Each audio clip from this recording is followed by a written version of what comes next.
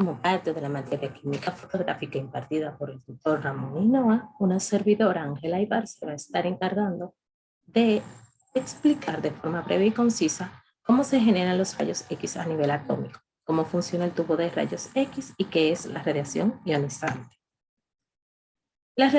Para saber cómo funciona un tubo de rayos X, es necesario conocer la radiación característica, la cual ocurre si el electrón en proyectil interacciona con los electrones de la capa interna del átomo del blanco, en vez de con los electrones de la capa externa, se pueden producir rayos X característicos. Los rayos X característicos se forman cuando la interacción es suficientemente violenta como para ionizar el átomo del blanco, arrancando totalmente un electrón de la capa interna.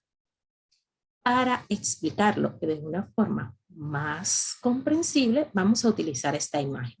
Esta línea intermitente que podemos ver aquí es el electrón en proyectil. Estos en formas de onda son los rayos X característicos. Y esta línea recta es el electrón ionizado de la capa K, el núcleo, como podemos ver aquí. Entonces, los rayos X característicos son emitidos cuando un electrón de la capa externa ocupa un hueco en la capa interna. Como podemos ver en la imagen, cuando el electrón en proyectil ioniza un átomo del blanco arrancando el electrón de la capa K, se crea un hueco electrónico temporal en la capa K. Esto es altamente antinatural para el átomo del blanco y es corregido por la caída de un electrón de la capa externa al hueco de la capa K.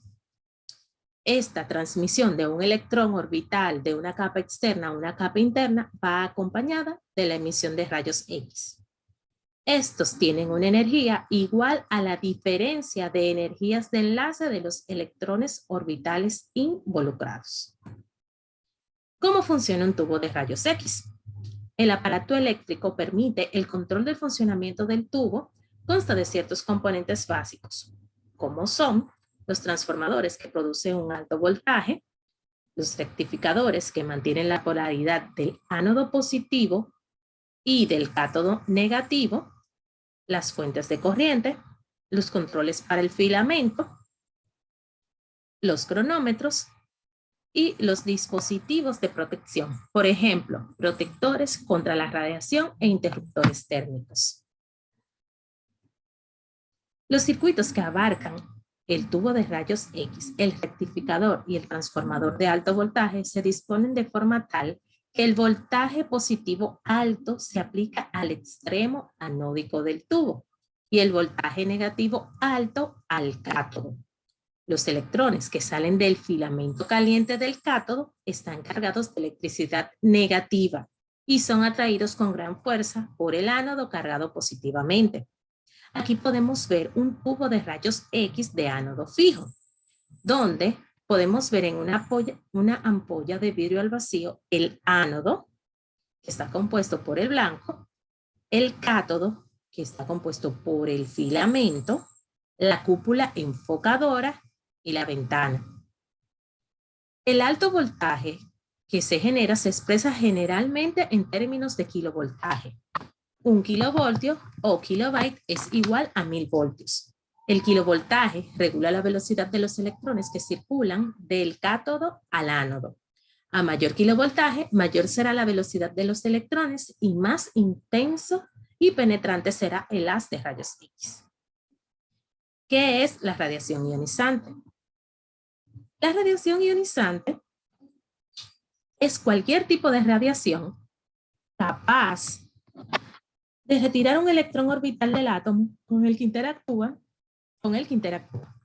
Este tipo de interacción entre la radiación y la materia se denomina ionización.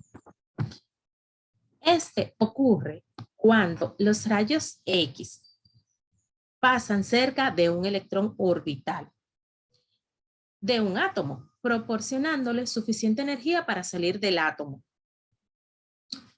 La radiación ionizante puede interaccionar e ionizar átomos adicionales. El electrón orbital y el átomo del cual se separa se denomina par iónico. El electrón es un ion negativo y el átomo restante es un ion positivo, como podemos ver en la siguiente imagen. Hasta aquí, muchas gracias por su atención.